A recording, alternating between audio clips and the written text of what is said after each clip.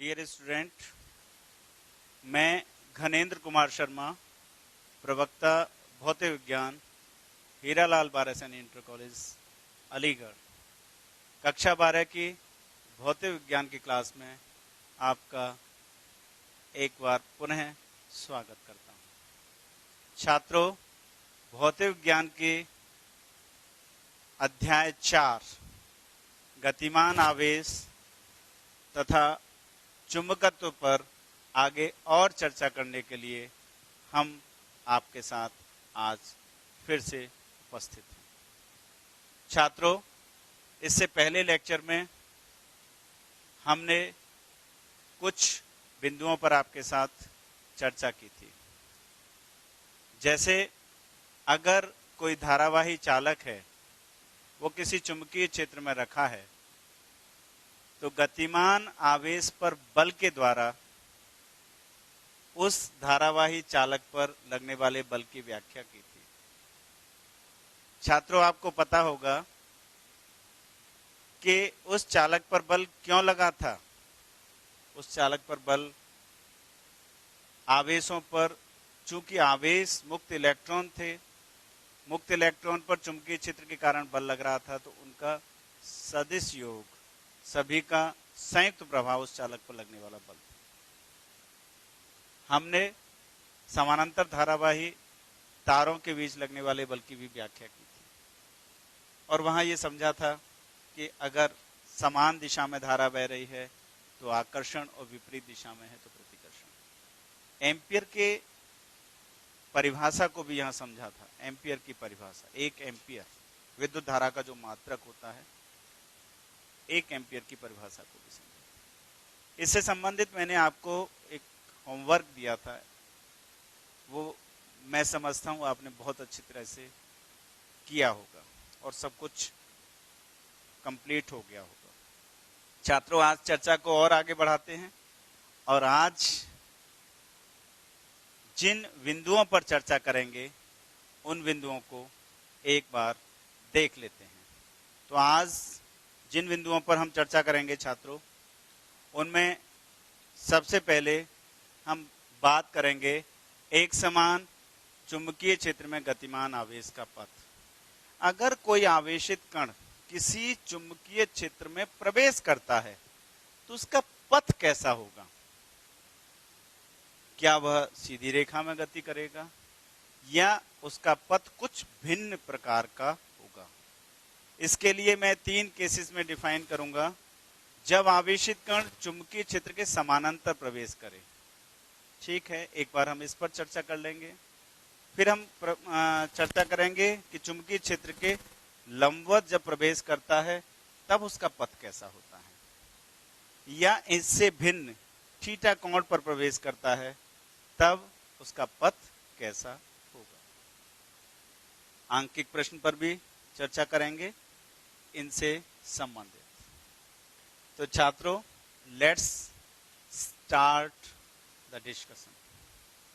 सबसे पहले चर्चा करते हैं कि एक समान चुंबकीय क्षेत्र में गतिमान आवेश के पथ के बारे में चर्चा प्रारंभ करते हैं।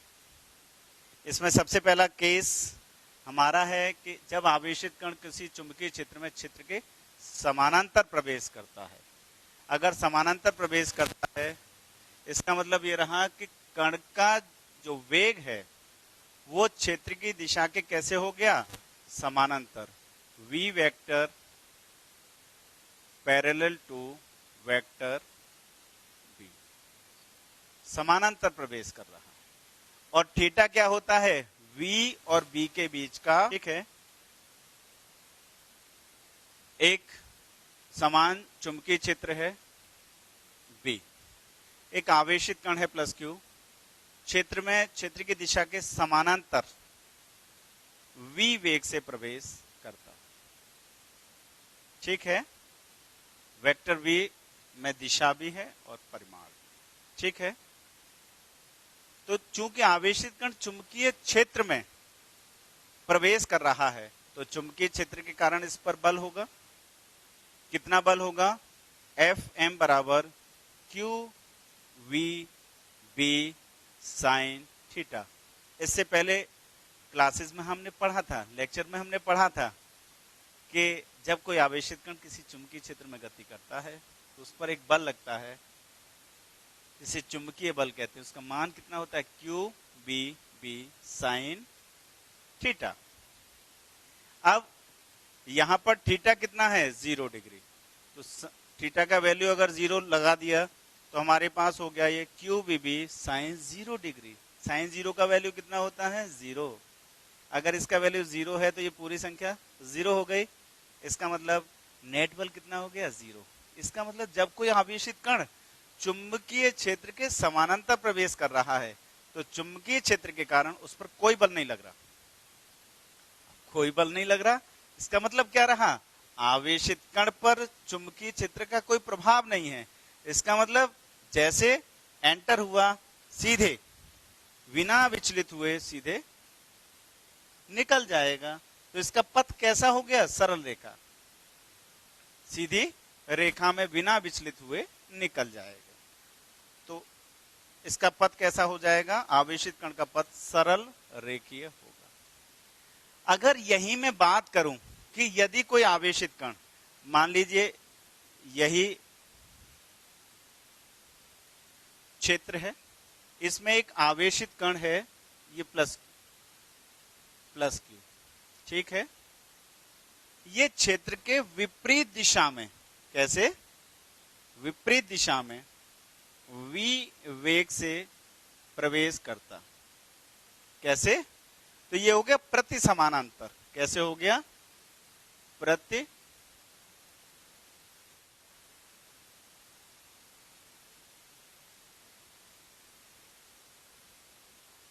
ठीक है, प्रति समानांतर। तो प्रति समानांतर जब ये प्रवेश करेगा तो उस समय थीटा का वैल्यू कितना होगा छात्रों? कितना हो गया? 180 डिग्री। अगर 180 है तो साइन में 180 का भी वैल्यू कितना होता है? 0। तो वहां पे भी एफएम का वैल्यू कितना हो जाएगा? 0। कितना हो जाएगा? 0। इसका मतलब ये रहा कि अगर कोई आवेशित कण क्षेत्र के समानांतर प्रवेश करेगा तब भी वो सरल रेखा में गति करेगा, और प्रति समानांतर गति करेगा तब भी उस पर कोई बल नहीं लगेगा, अतः वह सरल रेखा में ही गति करेगा। ठीक है। तो अगर कोई आवेशित कण किसी चुंबकीय क्षेत्र में क्षेत्र के समानांतर या प्रति समानांतर प्रवेश करता है तो उसका पथ सरल रेखीय होता है। छात्रों और आगे चर्चा करते हैं कि यदि आवेशित कण चुंबकीय क्षेत्र में क्षेत्र की दिशा के लंबवत प्रवेश करे, लंबवत प्रवेश कर रहा है, तो अगर लंबवत प्रवेश कर रहा है तो उसका पथ कैसा होगा? तो एक समान चुंबकीय क्षेत्र है, कितना है छात्रों? वेक्टर v क्रॉस द्वारा प्रदर्शित है। क्रॉस का मतलब मैंने बताया था, ठीक बता रहे हैं आप, कागज के तल के लंबवत अंदर की ओर। इसका मतलब यहां पर एक समान चुंबकीय क्षेत्र है जो कागज के तल के लंबवत कैसे है? अंदर की ओर। इसमें एक आवेशित कण है, धनावेशित कण, प्लस क्यू। कितना? Plus Q. चुंबकीय क्षेत्र की दिशा के लंबवत बिंदु O पर v वेग से प्रवेश करता है। कैसे? क्षेत्र की दिशा के लंबवत। और क्षेत्र कैसे है? कागज के तल के लंबवत अंदर की ओर। जब ये क्षेत्र के अंदर प्रवेश कर गया तो इस चुंबकीय क्षेत्र का इस पर प्रभाव क्या होगा, इसके बारे में हमें चर्चा करनी है। तो आपको पता है कि जब कोई आवेशित कण किसी चुंबकीय क्षेत्र में प्रवेश करता है तो चुंबकीय क्षेत्र के कारण उस पर एक बल लगता है। ठीक है, पता है ना आपको? हाँ, ठीक बता रहे हैं आप। चुंबकीय बल QBB साइन थीटा। तो इसका मतलब इस आवेशित कण पर एक बल लग गया होगा, कितना? FM बराबर QBB साइन थीटा। Q आवेश V वेग से प्रवेश कर रहा है, B क्षेत्र में प्रवेश कर रहा है, और कितने कोण पर प्रवेश कर रहा है? 90 पर। इसलिए साइन थीटा की जगह कितना आ गया? Sine 90 degree, because vector v is perpendicular to vector b। अर्थात कितना बल लग गया q v b। अब इसकी दिशा को भी समझ लेते हैं, इसकी दिशा क्या होगी। तो छात्रों, फ्लेमिंग के बाएं हाथ का नियम यह बताता है कि जब कोई आवेशित कण किसी चुंबकीय क्षेत्र में गति करता है तो उस पर जो बल लगता है वो v के भी लंबवत होता है, चलने की दिशा के भी लंबवत होता है और क्षेत्र की दिशा के भी लंबवत होता है। अब जरा देख लेते हैं फिगर के माध्यम से। छात्रों, धनावेश किधर गति कर रहा है? किधर गति कर रहा है? इधर। ठीक है, क्षेत्र किधर है? अंदर की तरफ। तो फ्लेमिंग के बाएं हाथ का नियम, धारा की दिशा, धनावेश के चलने की दिशा में मैंने पहले भी आपको डिस्कस किया है। तो धनावेश अगर इधर चल रहा है तो धारा की दिशा क्या हो गई? धनावेश के चलने की दिशा। तो ये धारा की दिशा हो गई। क्षेत्र अंदर की तरफ, तो बल कैसे आ गया? ऊपर। मीन्स कागज के तल में ऊपर की ओर, किसके? वेग के लंबवत। वेग के लंबवत ऊपर की ओर लग रहा है। ठीक है, अब जरा यहां समझने का विषय है छात्रों कि जो Fm है ये v के लंबवत है।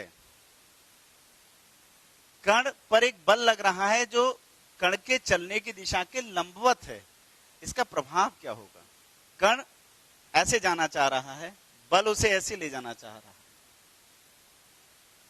दोनों के प्रभाव में कण न इधर जा पाएगा न इधर जा पाएगा, इनके बीच में एक रास्ता तय करेगा।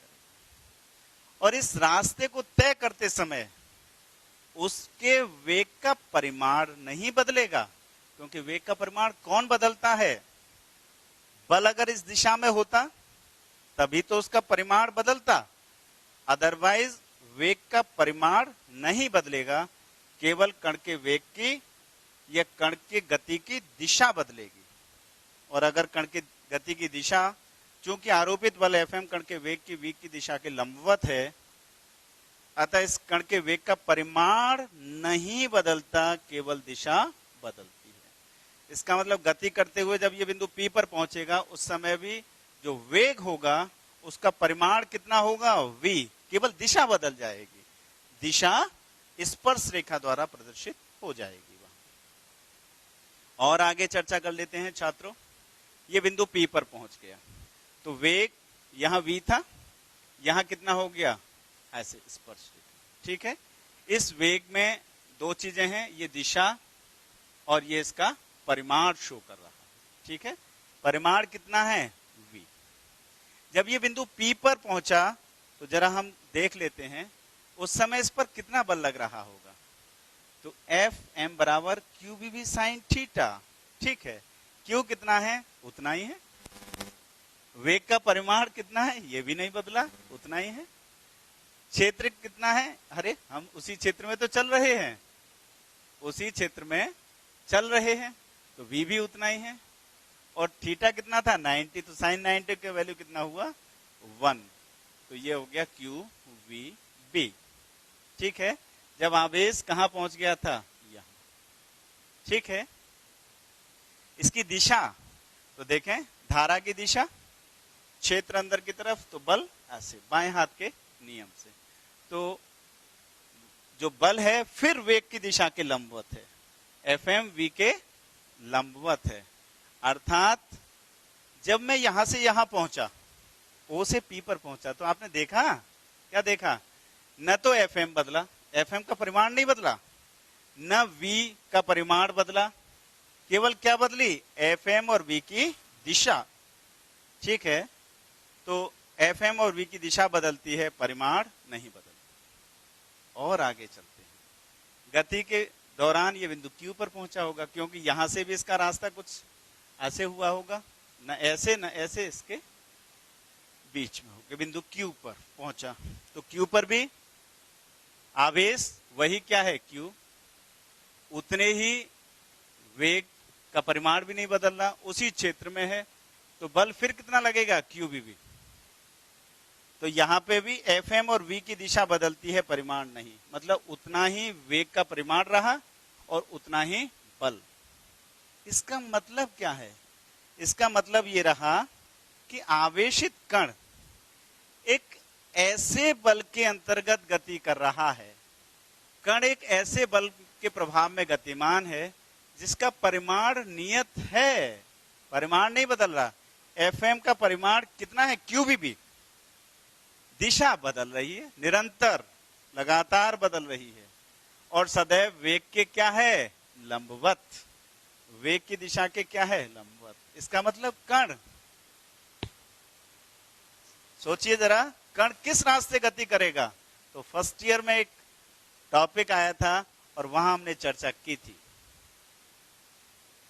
आप बताइए।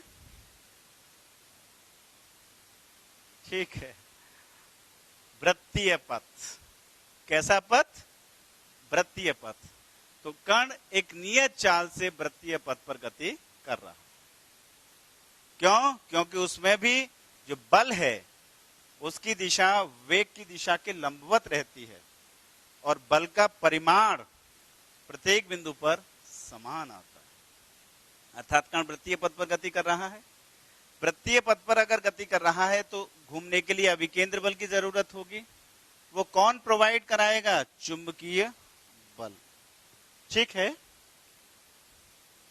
यदि आवेशित कण का द्रव्यमान m है और वृत्तीय पथ की त्रिज्या r है, कितनी है? r है, तो आवश्यक अभिकेंद्र बल अगर चुंबकीय बल के बराबर है तो अभिकेंद्र बल कितना हुआ छात्रों? mv²/r। आपने पढ़ा है चुंबकीय बल QBB। इस v से ये स्क्वायर कैंसिल हो जाएगा, तो r बराबर mv/qb। mv क्या है? कण का संवेग। इसका मतलब जो कण वृत्तीय पथ पर गति कर रहा है उसकी जो त्रिज्या है वो mv के क्या है? अनुक्रमानुपाती। तो एक कंक्लूजन निकल के आया कि आवेशित कण जब किसी चुंबकीय क्षेत्र में क्षेत्र की दिशा के लंबवत प्रवेश करता है तो उसका पथ कैसा होता है? वृत्ताकार। और उसकी त्रिज्या कितनी होती है? r बराबर mv/qb। m क्या है? कण का द्रव्यमान, v कण का वेग, q कण पर आवेश, और b चुंबकीय क्षेत्र की तीव्रता। और साथ में कंक्लूजन निकला कि वो जो त्रिज्या है वो संवेग के भी अनुक्रमानुपाती होती है। छात्रों, एक बहुत महत्वपूर्ण मैं नोट्स के माध्यम से आपको स्पष्ट कर रहा हूं, क्योंकि चुंबकीय बल गतिमान आवेशित कण की चाल को नहीं बदलता। जो चुंबकीय बल लग रहा है उससे उसकी चाल, मतलब वेग का परिमाण नहीं बदला, मतलब चाल नहीं बदली। और चाल नहीं बदली तो क्या नहीं बदला? गतिज ऊर्जा। क्योंकि गतिज ऊर्जा कितनी होती है? ½ mv²। तो अतः उसकी गतिज ऊर्जा में कोई अंतर। तो जब कोई आवेशित कण किसी चुंबकीय क्षेत्र में क्षेत्र की दिशा के लंबवत प्रवेश करता है तो उसकी गतिज ऊर्जा नहीं बदलती। अब बात कर लेते हैं कि चूंकि वृत्तीय पथ पर घूम रहा है तो उसका परिक्रमण काल कितना होगा? एक पूरा चक्कर करने में लिया गया समय। तो t बराबर कण द्वारा एक चक्कर में तय की गई दूरी बटे कण का वेग।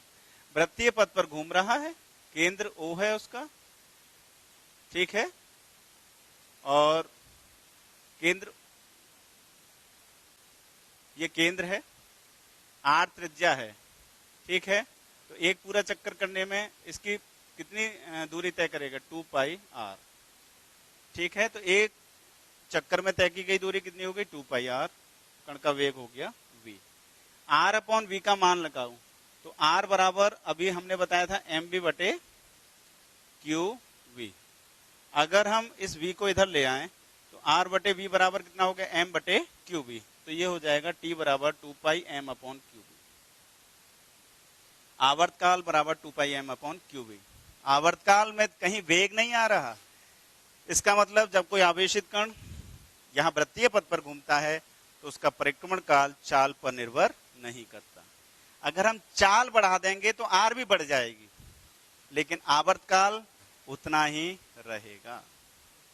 छात्रों, ये चीजें बहुत समझ में आई होंगी। अब हम एक और चीज पर डिस्कस करते हैं कि अगर आवेशित कण किसी चुंबकीय क्षेत्र में क्षेत्र की दिशा से न तो समानांतर, न प्रतिसमानांतर, न लंबवत प्रवेश करे, किसी कोण पर प्रवेश करे। कर लेते हैं चर्चा। एक आवेशित कण किसी चुंबकीय क्षेत्र में, ठीक है, क्षेत्र की दिशा से थीटा कोण बनाते हुए v वेग से प्रवेश करता है, ठीक है। इस वेग के दो घटक हो जाएंगे, v cos थीटा क्षेत्र के समानांतर और v sin थीटा क्षेत्र के लंबवत। आपने कहा समानांतर और लंबवत क्यों लिए? अरे अभी दोनों पर तो हम चर्चा करके चुके हैं कि समानांतर प्रवेश करता है तो क्या प्रभाव होता है और लंबवत प्रवेश करता है तो क्या प्रभाव होता है। दोनों के बारे में पता है तो हम उन्हीं का यूज कर लेंगे यहाँ। तो मैंने दोनों घटक ले लिए, कौन से? समानांतर और लंबवत, दोनों घटक आ गए। अब मैं चर्चा कर लेता हूं कि आखिर समानांतर जो घटक है उस पर क्षेत्र का क्या प्रभाव होगा। अभी तो पढ़ा था आपने, क्या पढ़ा था? ठीक बता रहे हैं आप। वो आपने पढ़ा था कि कोई प्रभाव नहीं होता। अगर समानांतर प्रवेश करता है तो कोई बल ही कार्य नहीं करता। किसके कारण? चुंबकीय क्षेत्र के कारण। तो चुंबकीय क्षेत्र के कारण समानांतर गति पर कोई बल नहीं लगेगा। अतः इस में कैसे गति करेगी? वो रेखीय सरल रेखा में ही गति करेगी। लंबवत है तो लंबवत में एक बल कार्य करेगा जिसके कारण किस पथ पर गति करेगी? वृत्तीय पथ पर। अब जरा समझें, एक कण है, ठीक है, बल लगा, सरल रेखा में भी जाना चाहता है और ये जो लंबवत घटक है उसे घुमाना चाह रहा है और समानांतर घटक उसे सीधी रेखा में ले जाना चाह रहा है। तो वो कण कैसे चलेगा? रेखा में भी चलेगा और घूमेगा भी। तो उसका पथ कैसा हो गया? ऐसा। और इस पथ को क्या कहते हैं? हेलिक्स पाथ, कुंडलिनी पथ। अर्थात पथ कैसे गति करेगा? एक कुंडलिनी, कुंडल के आकार के पथ में, जिसमें आगे भी बढ़ेगा और घूमेगा भी। अगर ये घूम रहा है तो इसकी त्रिज्या भी होगी। पथ तो क्लियर हो गया, कैसा रहा? हेलिक्स पाथ, कुंडलिनी पथ। तो संयुक्त प्रभाव ये हो जाएगा कि आवेशित कण कुंडली पथ पर गति करेगा। उसकी त्रिज्या कितनी होगी? r बराबर m v perpendicular upon q b. क्योंकि घुमा कौन रहा है? लंबवत घटक, इसलिए यहां पर वेग का कौन सा घटक लिया जाएगा? लंबवत। अगर मैं आवर्तकाल की बात करूं तो 2 पाई एम अपॉन क्यूबी। वो तो निर्भर ही नहीं करता किस पर? वेग पर। तो हो गया 2 पाई एम अपॉन क्यूबी। अब मैं बात करता हूं पिच की। पिच क्या होती है? जब कोई कण हेलिक्स पाथ पर चलता है तो जो एक चक्कर घूमता है उतने में जितना आगे बढ़ जाए वो क्या है? उसकी पिच। जरा ऐसे चल रहा था तो ये एक चक्कर घूमने में इतना ही तो आगे चला, तो ये क्या हो गई? इसकी पिच। क्या हो गई? पिच। तो इसके लिए कौन सी गति है? समानांतर। समानांतर घटक कितना है? v parallel. और एक पूरा चक्कर करने में समय कितना लग रहा है? t। तो that is p v parallel into t। t क्या है? आवर्तकाल। तो ये भी आपको समझ में आ गया होगा। अगर समानांतर प्रवेश करे तो कैसा? लंबवत करे तो कैसा? किसी कोण पर प्रवेश करे तो उसका पथ कैसा हो? बहुत विस्तृत चर्चा हुई, आपको बहुत अच्छी तरह से समझ में आया होगा। अब हम कुछ आंकिक प्रश्न पर भी चर्चा कर लेते हैं।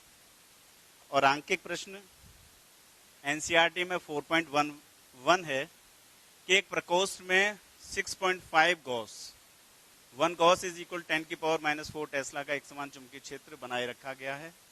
वहां एक इलेक्ट्रॉन 4.8 × 10⁻⁶ मीटर पर सेकंड के वेग से क्षेत्र की दिशा के लंबवत भेजा गया है। तो पथ वृत्ताकार होगा। इसकी तो अभी चर्चा हो, इसमें पूछना है कि व्याख्या कीजिए कि इलेक्ट्रॉन का पथ वृत्ताकार क्यों होगा। इसके बारे में तो अभी विस्तृत चर्चा हुई है कि अगर कोई आवेशित कण किसी चुंबकीय क्षेत्र में क्षेत्र की दिशा के लंबवत प्रवेश करता है तो उसका पथ वृत्ताकार क्यों हो जाता है? क्योंकि जो बल है वो वेग की दिशा के लंबवत लगता है, परिमाण बदलता नहीं है, इसलिए वह कण के पथ को वृत्ताकार कर देता है। ठीक है। अब इसकी त्रिज्या कितनी होगी पथ की? तो जरा कैलकुलेट कर लेते हैं। दिया क्या है? इलेक्ट्रॉन पर आवेश 1.6 × 10⁻⁹ कूलम, द्रव्यमान 9.1 × 10⁻31, क्षेत्र की तीव्रता 6.5 × 10⁻⁴ टेस्ला, गॉस को टेस्ला में कन्वर्ट कर लिया, वेग 4.8 × 10⁻⁶ मीटर पर सेकंड। पथ की त्रिज्या का सूत्र पता है, आर बराबर एम बी बटे क्यू बी। वैल्यू लगा देते हैं छात्रों। आर बराबर एम 9.1 इंटू 10 की power minus 31 into we 4.8 into 10 की पावर 6, आवेश 1.6 इंटू 10 की पावर माइनस 19 और क्षेत्र की तीव्रता 6.5 इंटू 10 की पावर माइनस 4। देखिए 1.3 से ये 5 टाइम्स और 1.3 से ये 7 टाइम्स, 1.6 से 4.8 3 टाइम्स। तो छात्रों ये आ गया 7 इंटू 3 21 और नीचे 5। अब पावर का हिसाब कर लेते हैं, माइनस 19 माइनस 4 माइनस 23, ऊपर गए प्लस की 23 और 6 पहले से 29, तो माइनस 10 की पावर माइनस 2 बची। इससे अगर डिवाइड करें इसे तो कितना आएगा 4.2 इंटू 10 की पावर माइनस 2 मीटर। और अगर इसे और कन्वर्ट करें तो त्रिज्या आ गई 4.2 सेंटीमीटर। अर्थात कण वृत्तीय पथ पर जो गति कर रहा है उसकी त्रिज्या कितनी है 4.2 सेंटीमीटर। छात्रों आज हमने जिन बिंदुओं पर चर्चा की उनको एक बार देख लेते हैं। हमने क्या क्या सीखा। हमने सीखा कि अगर कोई आवेशित कण किसी चुंबकीय क्षेत्र में प्रवेश करता है तो उसका पथ कैसा होता है। अगर वो समानांतर प्रवेश कर रहा है या प्रति समानांतर प्रवेश करता है तो उसका पथ कैसा होता है। आप ठीक बता रहे हैं, सरल रेखीय। बहुत अच्छा। अगर लंबवत प्रवेश करे तो कैसा होता है, आप बताइए। ठीक है, ठीक बता रहे हैं ये भी, लंबवत। और वो अगर लंबवत है तो उसकी त्रिज्या कितनी होती है। तो अगर थीटा 0 है तो कैसा था, सरल रेखीय। ठीक है। अगर 90 है तो कैसा हो गया, वृत्तीय। ठीक है। और यदि theta not equal to 0 degree, 90 degree और 180 डिग्री तो कैसा है, कुंडलिनी पथ होता है। ठीक है। ये हमने डिस्कशन में पाया है। इस पर आधारित आंकिक प्रश्नों पर भी चर्चा की है हमने छात्रों। ये चीज आपको समझ में आई कि पथ किस किस तरह के होंगे। बहुत इंपॉर्टेंट है इसका, तो निगमन बहुत एग्जाम में पूछा जाता है। ठीक है, इसका निगमन एग्जाम में बहुत पूछा जाता है। ये कंपटीशन के हिसाब से बहुत इंपॉर्टेंट टॉपिक है। कुछ होमवर्क मैंने आपको दिया है छात्रों, इस होमवर्क को आप घर से कर लेंगे। आज पढ़ाए हुए टॉपिक बहुत अच्छी तरह से आपको समझ में आए होंगे। अगले लेक्चर में हम बहुत अच्छे एक टॉपिक पर चर्चा करने वाले हैं, दैट इज साइक्लोट्रॉन। आप घर से पढ़ के आएंगे, आगे चर्चा बहुत अच्छी होगी। इसी के साथ थैंक यू।